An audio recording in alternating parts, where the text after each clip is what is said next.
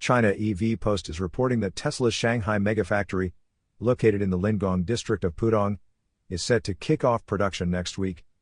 Completed in just 7 months, with construction wrapping up at the end of December 2024, this plant marks Tesla's first energy storage project outside the United States and focuses on manufacturing its ultra-large Megapack batteries.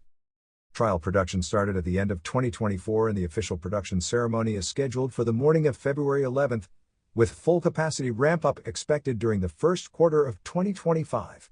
The facility is designed to produce up to 10,000 Megapack units per year, reaching nearly 40 gigawatt-hours in total energy storage.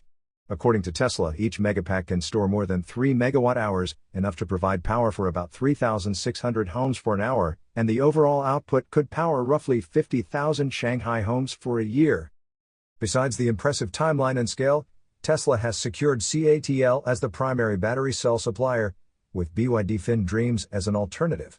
This project underscores Tesla's rapid global expansion in energy storage technology. You are listening to Yuan News.